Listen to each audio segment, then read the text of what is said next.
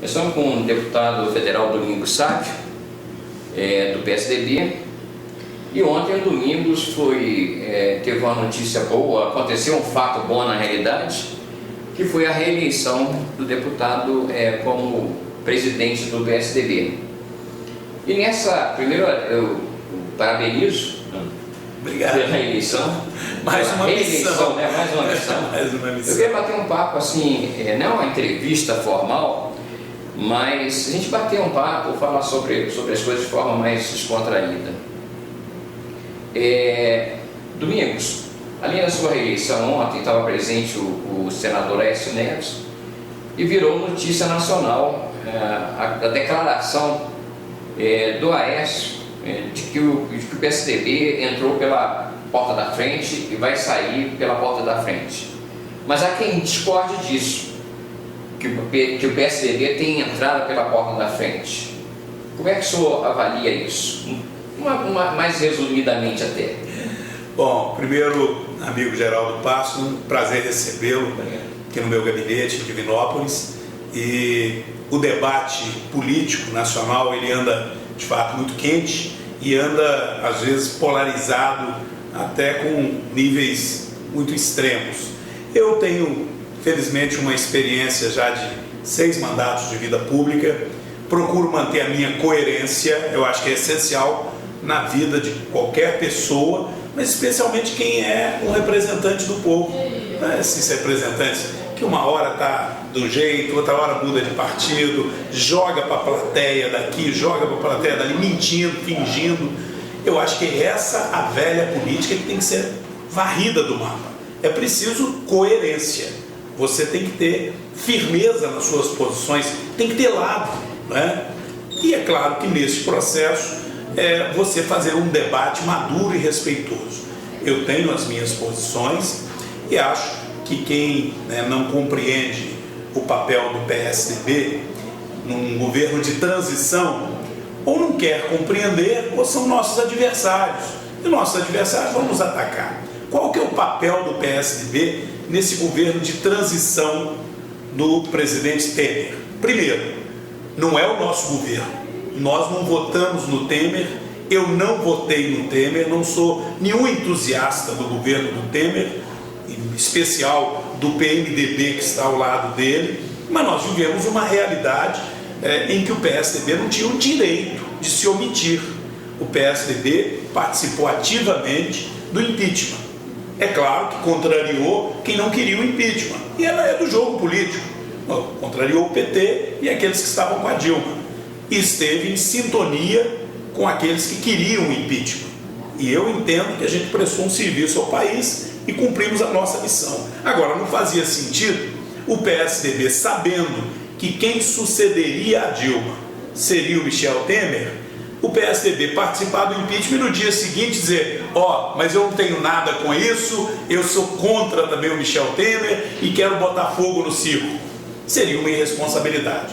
Então o PSDB, quando diz que entrou pela porta da frente, é porque entrou para participar de um governo de transição com a responsabilidade de quem sabia que era preciso naquele momento garantir estabilidade para concluir o mandato.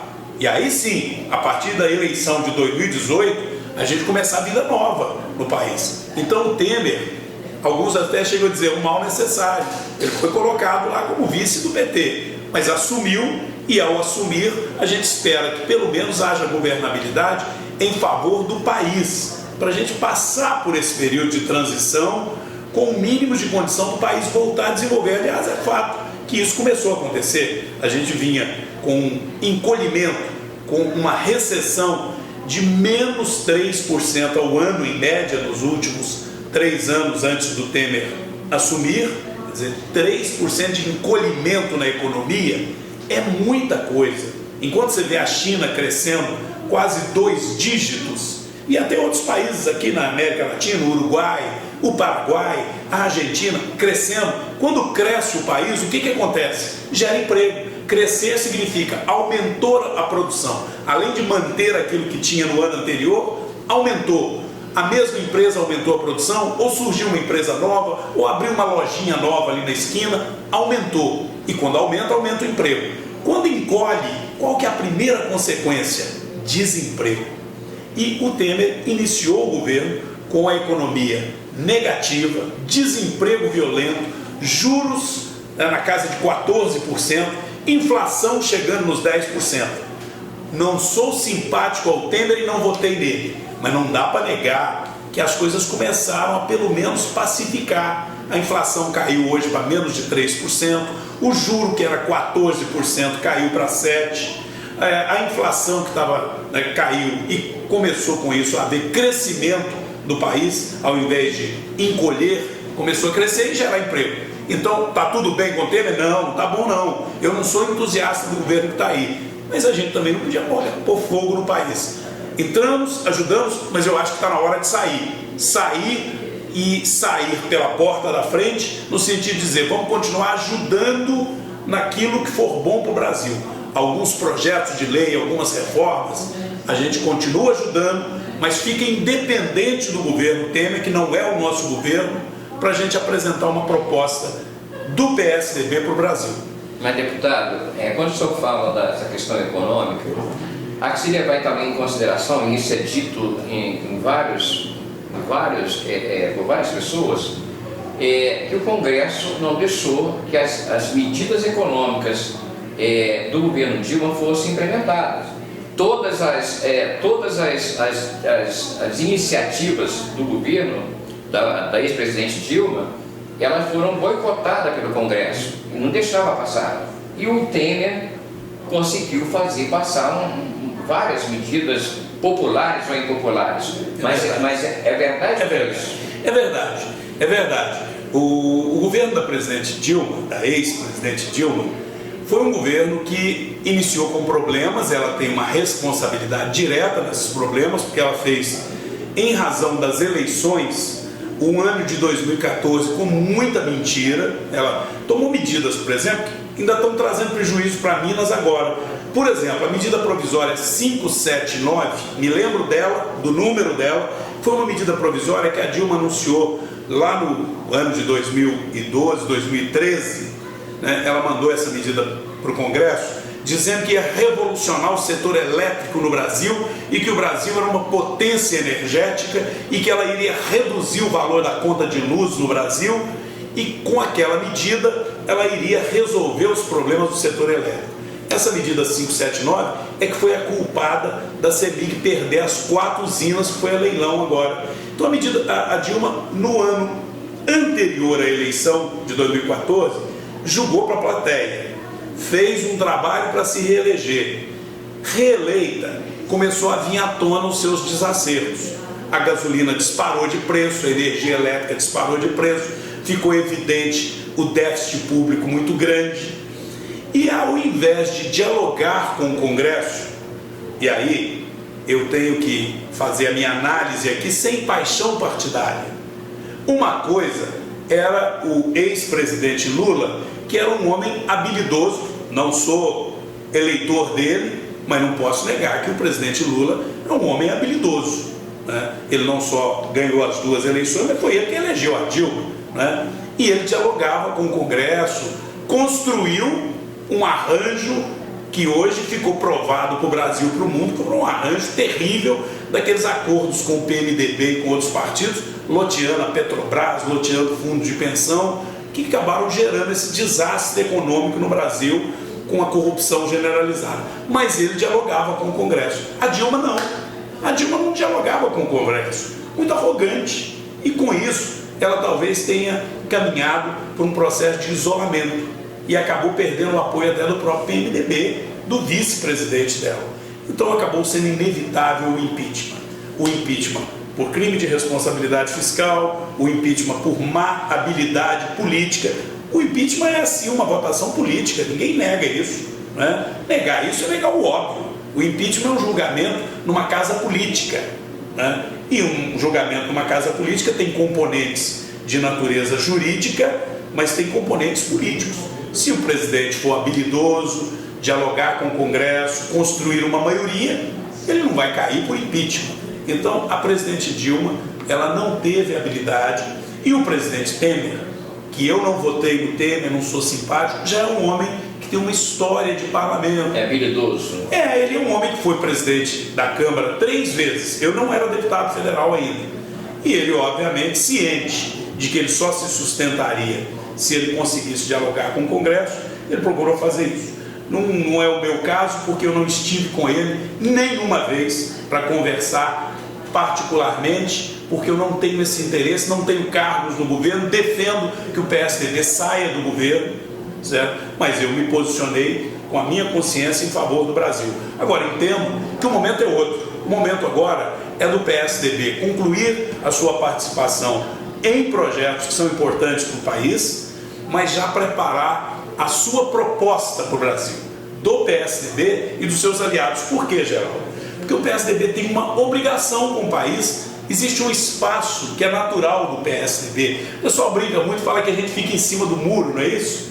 Que o PSDB é de centro, mas é de centro mesmo. O PSDB é um partido que não é de extrema esquerda, nós não temos nada a ver com Lula, nós não temos nada a ver com o PT, nós não nos aliamos ao PT. Vários outros partidos se aliam com muita facilidade ao PT. Nós do PSDB não queremos aliança com o PT. Não é uma coisa generalizada. Eu particularmente até ajudo como deputado algumas prefeitos do PT trabalhando para a cidade. Mas ideologicamente nós não somos de centro-esquerda.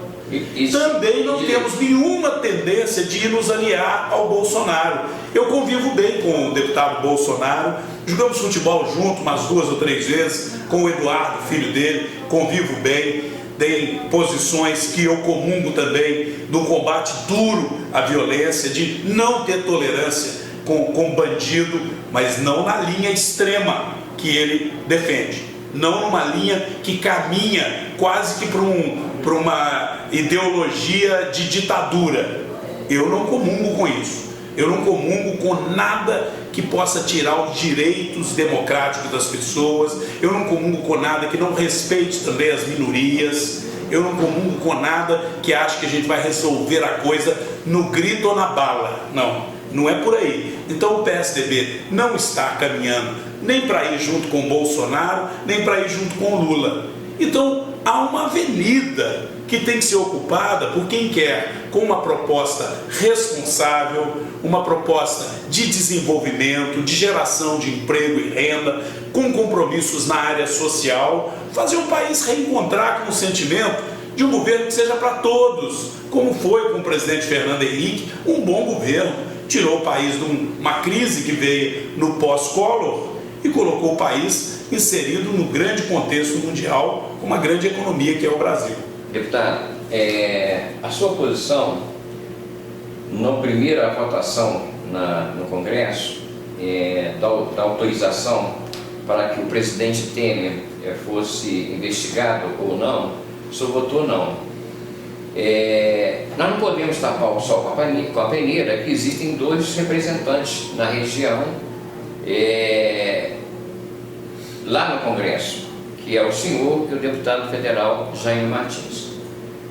O senhor votou a primeira vez com o Temer, digamos assim, entre aspas, com o Temer, para que ele não fosse investigado, e na segunda vez eu também manteve o voto. Contudo, o outro deputado mudou o voto. E eu tenho conhecimento de bastidores que a sua família teria pedido para que o senhor votasse contra. Se isso procede, por que o senhor não mudou o seu voto? Geraldo, primeiro é sempre bom esclarecer a população de algo que tem sido objeto de uma informação não muito clara. Nós não votamos lá na Câmara se era para investigar ou para não investigar o presidente. A pergunta que o Geraldo me faz era no sentido, você votou contra investigar o Temer. Não houve votação se iria autorizar a investigação ou não do Temer. Até porque ele já tinha sido investigado. Ou seja, o processo de investigação é algo permanente. O Temer pode estar sendo... Pode não, ele está sendo investigado agora, com certeza. Porque o Ministério Público tem autonomia para isso, em qualquer momento. Não é por acaso que o Ministério Público fez toda aquela investigação, inclusive junto com o Joesley, combinou com o Joesley para ele ir lá no Palácio e fazer as gravações com o presidente Temer. Investigado, todo presidente e todo cidadão pode ser permanentemente. O que nós não autorizamos, e é isso que a gente votou, se autorizava ou não o presidente ser processado. E sendo processado, ele teria que ser retirado do cargo. Aí é que é a grande diferença. Se nós autorizássemos ao presidente ser processado, ele se tornaria réu, né, numa investigação que não havia sido concluída, né? O Janot, e agora está mais do que provado isso, ele, na ansiedade de ainda no mandato dele, o mandato do Janot, procurador-geral, estava próximo de acabar, ele montou uma operação com o Joesley para fazer um flagrante do presidente. Não estou aqui fazendo defesa do Temer, não votei nele, não sou simpático ao seu governo, não é o meu governo, eu quero outro tipo de governo para o Brasil, mas nós não vimos naquele momento, eu não vi, lá na primeira votação, motivo para dizer, vamos tirar o presidente da República, até porque se tira o Temer ali naquele momento, volto a lembrar, não era autorizar a investigar, ele já tinha sido investigado, era autorizar a processar, tornar o presidente réu, indiciar criminalmente, dizer, eu já investiguei e já cheguei à conclusão que quero indiciar, e aí ele teria que ser afastado. Naquele momento a gente viu o seguinte, eu vou afastar o presidente sem ter concluído a investigação, vou colocar o Rodrigo Maia, que é outro que também está sendo investigado, no lugar dele, e no final das contas vou tumultuar o país. Por isso eu não votei para retirar o presidente Temer. Veio a segunda votação, mudou alguma coisa? Acrescentou alguma coisa? O que acrescentou, até de certa forma, era favorável ao presidente, porque ficou provado que houve uma certa armação entre o Joesley e o procurador adjunto, que era o homem de confiança do Janot. Então não houve nenhum fato novo. Qual o fato novo que teve? Havia sim uma grande pressão popular que eu respeito, mas a minha decisão naquele momento tinha que ser de acordo com a minha consciência e com a minha coerência. Não foi uma decisão fácil. Conforme você disse, até alguns familiares diziam assim, eu concordo, sabe, dizendo para mim que não é a melhor decisão para o país tirar o presidente, mas eleitoralmente é a melhor decisão para você. Eu não posso agora ficar pensando só no que eleitoralmente é melhor para mim nesse momento. É claro que eu quero ter a possibilidade de continuar a minha vida pública, mas eu preciso de ter coerência. Um homem público que não tem coerência, será que ele merece a confiança do eleitor? Eu penso que a coerência é algo fundamental. E como não havia nenhuma mudança, eu mantive a minha coerência. Agora eu já estou vendo pessoas chegar para mim, me dar um abraço e falar, ó, você fez certo de manter coerência e mais do que isso. Você está lá brigando por Divinópolis, trazendo recursos, estamos lá procurando ajudar em todos os projetos que estavam em andamento, cumprindo a minha missão com a cidade que eu represento e com as demais cidades de Minas. Então, Geraldo, pode ter certeza de uma coisa, não foi uma decisão fácil, porque eu respeito a opinião popular, eu respeito as pessoas, mas eu tenho que manter a coerência, senão eu perco o respeito delas. Elas começam a pensar, esse moço está julgando para a plateia, ele uma hora vota de um jeito, outra hora vota do outro, então eu acho que manter a coerência é algo importante. Continuando, deputado, ontem na sua convenção houve uma declaração do senhor dizendo que o Aécio é candidato a majoritário e possivelmente ao governo, ao Senado. O senhor acredita mesmo nisso? Que ele possa ser um candidato majoritário? Olha, na verdade a declaração não foi minha, então é sempre bom estar respondendo, e especialmente eu gosto de estar falando com a imprensa aqui de Divinópolis, com você, Geraldo, porque hoje a gente vive um momento muito disse-me-disse, né? Eu estava lá e eu testemunhei quando o senador Aécio chegou e vários jornalistas o entrevistaram sobre vários assuntos e perguntaram se ele era candidato. E ele respondeu, ele que respondeu, em alto bom som, serei candidato, estarei disputando as eleições no ano que vem, é uma decisão dele, né? E perguntaram, a que cargo? A deputado, senador? Ele falou assim, nunca teve em cogitação disputar o cargo de deputado. Obviamente, se ele não é candidato a deputado, nem estadual nem federal, ele só pode ser candidato a um cargo majoritário. Então, na verdade, quem colocou isso de forma muito clara, que será candidato né, e poderá ser candidato a governador ou a senador, foi o próprio senador Aécio Neves. Ele é senador da República, obviamente ele tem todo o direito de uma candidatura, mas o senador Aécio Neves é um homem vivido. Ele sabe e ele está procurando fazer isso, que cada coisa no seu tempo. Primeiro, obviamente, cuidar de provar que é inocente, ele tem dito, cometi erros, não cometi crimes, né? Então, nesse cenário, é uma coisa de cada vez. E a partir daí, eu espero que nós do PSDB possamos ter o nosso trabalho e ele venha com união de todo o grupo e com os nossos aliados.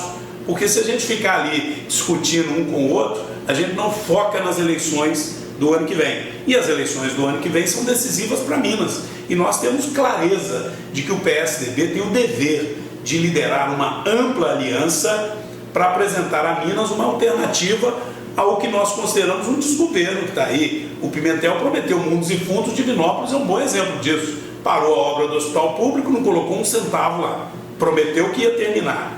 Parou a obra da duplicação da rodovia naquilo que dependia do Estado.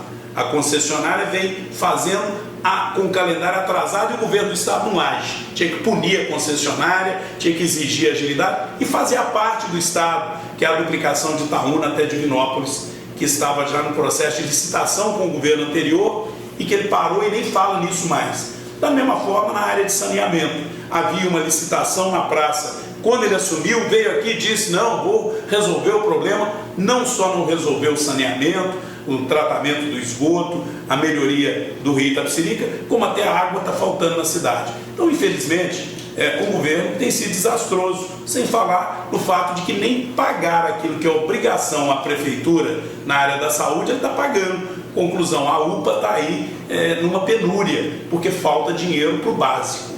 Então, nós temos o dever de ter uma proposta, porque o maior partido de oposição em Minas é o PSDB. Então, o PSDB estará unido, foi isso que eu coloquei na convenção. Agora, a candidatura do senador Aécio Neves é um direito dele e ele que deverá, no momento apropriado, decidir que caminho tomará. Nós estaremos unidos para ganhar as eleições em Minas com os nossos aliados. Não será uma pretensão isolada. E eu terei a missão de, como presidente estadual, procurar construir um entendimento dos partidos que entendem que é hora de mudar em Minas Gerais.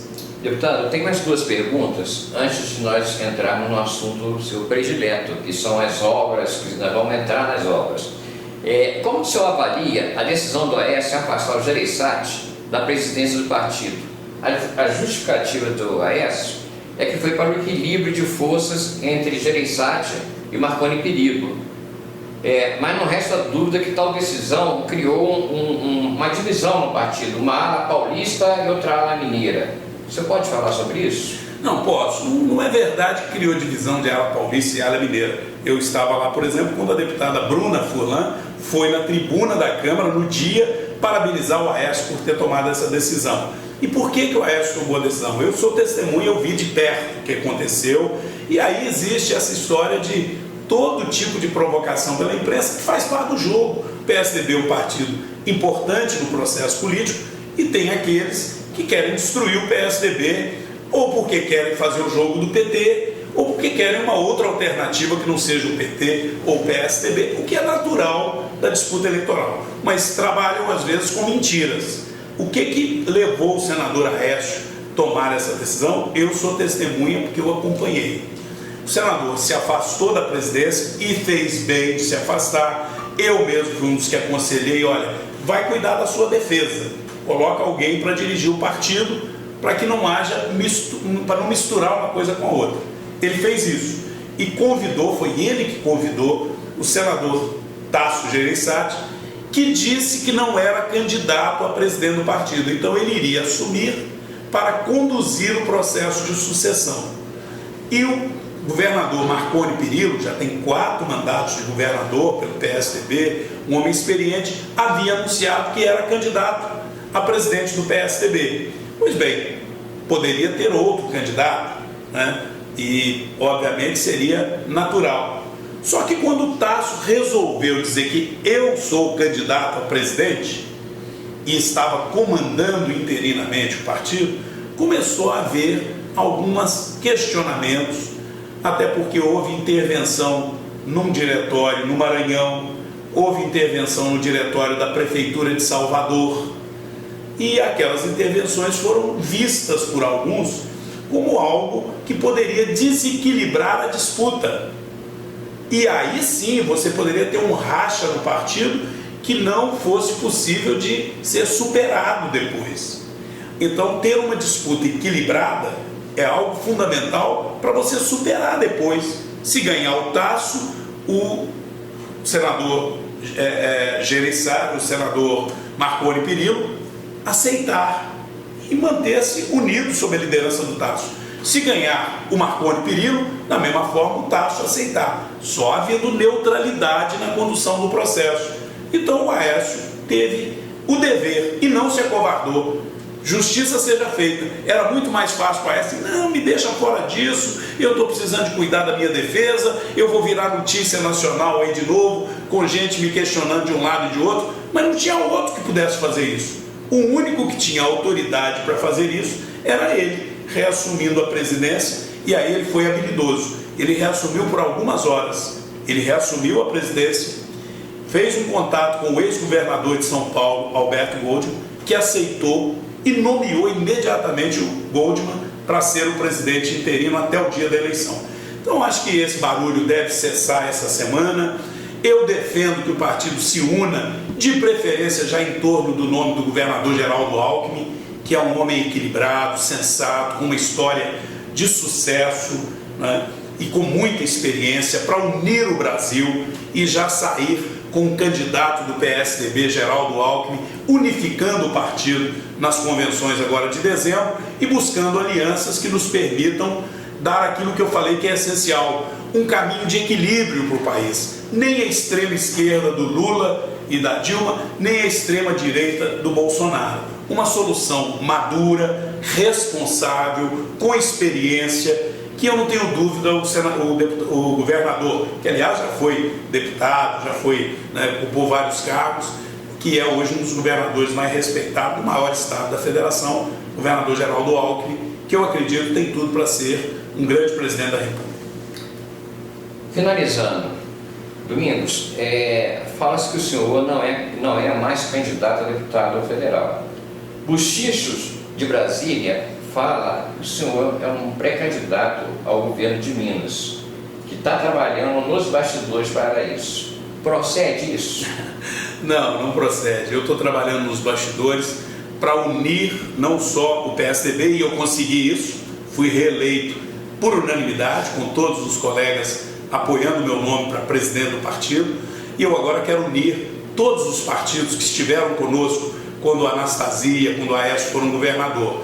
Eu acredito que o Anastasia é o nome mais adequado, mas temos aí outros nomes bons, como o próprio Diniz, o Márcio Lacerda, o Rodrigo Pacheco, que é do PMDB, mas não quer aliança com o PT, e eu não sendo candidato, eu fico numa condição mais legítima para propor essa aliança de um grupo de partidos que querem uma mudança em Minas, querem resgatar Minas para os mineiros, não deixar o PT continuar fazendo conosco o que está acontecendo, que os prefeitos, de um modo geral, na grande maioria, andam revoltados com o tratamento que estão recebendo inadequado do governo do Estado. Então, eu serei candidato, se Deus quiser, a deputado federal para continuar a minha missão. Estou trabalhando muito, devo fazer uma prestação de contas agora nos próximos dias, onde eu faça isso em cada cidade. Eu atuo hoje em bem mais de 100 cidades. Mas Divinópolis, por exemplo, eu não tenho dúvida que eu vou provar, mostrar que foi o deputado que mais recursos colocou aqui em Divinópolis, neste mandato e mesmo no meu mandato passado, para obras de pavimentação, para o esporte, para a área da saúde, enfim, obras importantes e que a gente continua trazendo. Agora mesmo eu fui visitar o Hospital São João de Deus, que está tendo uma boa gestão com a Elis Regina, e assumi com ela um compromisso, junto com o vice-prefeito Rinaldo Valério, que me acompanhava, de R$2.200.000 para melhorar a estrutura da hemodinâmica com novos equipamentos que vão inclusive passar a gerar receita para o hospital, além de melhorar o atendimento nessa área importantíssima que salva vidas diariamente lá, que é a hemodinâmica, que atende pessoas infartadas ou com risco de infarto, pessoas com problemas cardíacos, né, e que são atendidas na hemodinâmica. e esse recurso já está garantido, virá em breve. Estarei cuidando também de outros projetos, não só de emenda minha, mas de coisas que o próprio prefeito Galileu tem nos pedido, que sejamos um interlocutor e busque recursos federais, que nós já estamos fazendo, se Deus quiser, até o final desse mandato, nós vamos trazer ainda mais. Então esse trabalho é o trabalho do deputado federal, é votar em Brasília, que eu tenho procurado votar com coerência, com responsabilidade. Deve ser aprovado agora um projeto meu que beneficia todas as cooperativas de crédito em todo o estado e em todo o Brasil, possibilitando as prefeituras a operar com as cooperativas de crédito. Eu que fui um fundador desse sistema, aqui em Divinópolis, da Cred Verde e também do Divicred, participei da fundação das duas, hoje grandes cooperativas, o sistema Sicob, e nós estaremos com esse projeto de minha autoria aprovado. Estou lá liderando um trabalho em defesa dos produtores de leite, com a subcomissão do leite. Estou muito empenhado em aprovar a reforma do Código Minerário, porque Minas é um grande estado produtor de minério, e que a gente possa melhorar a arrecadação para os municípios e para o estado de Minas com a CEFEM, que hoje só as mineradoras ganham uma fortuna com isso, né? E nós precisamos que esse dinheiro volte em benefício do povo, né? Estou lutando para que haja um encontro de contas entre o estado, os municípios e o governo federal na questão do INSS, na Lei Candir, porque a minha luta é diferente de partido. Coisas que possam ajudar Minas Gerais, para mim não importa se é o Pimentel que é o governador, eu quero mudar o governo na hora que chegar a eleição, mas agora eu quero ajudar Minas e tenho sido leal nesse trabalho em defesa dos interesses de Minas lá na Câmara Federal. Deputado, finalizando mesmo agora, tem alguma coisa que eu não tenha perguntado que o senhor gostaria de esclarecer? Espaço livre? Olha, Geraldo, eu acho que o que nós precisamos mais do que nunca, só para concluir esse nosso bate-papo, é que isso que eu estou vendo acontecer na política, que as pessoas se interessarem mais para a política, seja cada vez estimulado mais. Eu acho isso muito positivo. Agora, obviamente, as pessoas têm que ter um pouquinho mais de trabalho e de não irem só pela primeiro zum-zum, ou de rede social, ou da primeira informação que chega. Às vezes, na rede social tem os tais fakes, né? Tem gente que entra em grupo social, você está ali convivendo com alguém num grupo de WhatsApp, acha que é uma pessoa real e está a serviço de determinado interesse, fake news, né? Plantando mentira, atacando a figura deste ou daquele líder, muitas das vezes fazendo pregações absurdas, como por exemplo, votar nulo nós vamos resolver o problema do país. Negócio absurdo. Qualquer pessoa com um mínimo de bom senso sabe que se você votar nulo não vai deixar de haver eleição, alguém vai ser eleito. Vamos tirar todo mundo que está lá e vamos simplesmente dizer que ninguém presta, como se aí fosse ter uma varinha de condão e falar, eu vou tirar alguém e vou colocar alguém que eu nunca vi falar, ou às vezes alguém que vai ser eleito lá do outro lado do estado e ele milagrosamente vai ser melhor. É claro que a participação de todos é importante. Para quê? Para separar o joio do trigo, para conferir, está trabalhando, está cumprindo o dever, e principalmente nessa questão do combate à corrupção, que nós não abordamos tanto, mas é que queria terminar deixando claro, não podemos retroceder uma vírgula nisso. Não só a Operação Lava Jato, mas é preciso nos municípios, né, nas câmaras municipais, em todos os níveis, você ter a participação popular, a Polícia Federal, que eu estou lá apoiando a PEC que garante autonomia para a Polícia Federal, para que nós tenhamos sim um combate permanente à corrupção. Não pode voltar mais aquela coisa de vamos fazer corrupção porque é do jogo. Não é do jogo. Eu tenho 6 mandatos de vida pública, não tenho nenhum processo, nenhum envolvimento com qualquer ilícito. Você vai encontrar mentira em Facebook, ataque de adversário, nunca, nenhuma vírgula. Não é mais do que a minha obrigação, mas é importante você poder chegar nas eleições e dizer, olha, eu trabalho para representar a minha gente e trabalho com dignidade. Não me envolvi em nenhum ilícito e desejo que o combate à corrupção endureça cada dia mais. Eu continuo defendendo aquele projeto meu de que todo homem público deva ter permanentemente seu sigilo bancário, seu sigilo patrimonial e seu sigilo fiscal permanentemente aberto ao Ministério Público. Eu não só defendo o projeto, mas eu entreguei para todos os procuradores e estou te dando em primeira mão. Já pedi uma audiência para a Procuradora-Geral Raquel Dodge, vou entregar a ela protocolado a minha autorização, que eu mantenho desde o tempo que eu era deputado estadual, de que o meu sigilo bancário, o meu sigilo fiscal, ou seja, o que eu comprei, o que eu vendi durante o ano inteiro, e o meu sigilo patrimonial, o que eu tenho de patrimônio, isso vale para mim e para minha esposa, que temos comunhão de bens, esteja permanentemente à disposição do Ministério Público. Não é mais que minha obrigação. Aquilo que eu tenho foi fruto do meu trabalho ao longo da minha vida, e que não é muita coisa, mas que eu preservo em respeito não só à minha família, mas à dignidade que todo ser humano tem que ter para trabalhar, até a independência que tem que ter. Eu, por ter a minha profissão de veterinário, por ter a minha responsabilidade com o que é meu, eu não dependo de política para viver. Eu tenho a minha dignidade sempre preservada nessa luta toda.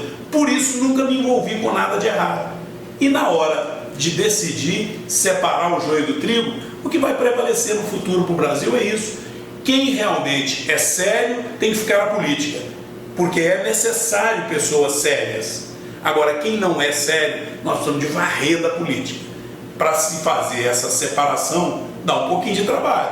Não é só ir lá nas redes sociais, alguém botou uma lista aqui, essa lista é verdadeira? Peraí, existe Ministério Público, Polícia Federal, e cada cidadão pode agir. Você é um homem da imprensa, você é um homem livre, né? Você, se tiver qualquer denúncia, coloco aqui falando para o geral, se tiver uma vírgula contra o Domingos Sávio, apresente, porque eu acho que todo homem público tem que ser fiscalizado. Por isso eu deixo o meu patrimônio, meu sigilo bancário, meu sigilo patrimonial permanentemente aberto. Não é na véspera da eleição, não. Desde quando eu era deputado estadual, cada centavo que eu ganho é fruto do meu trabalho. Cada centavo que eu gasto, eu faço questão de que haja transparência. Por isso, eu não tenho dúvida, a política vai melhorar sim, com a população participando como está participando, em redes sociais, nos debates, nas escolas, mas com este cuidado de separar o joio do trigo.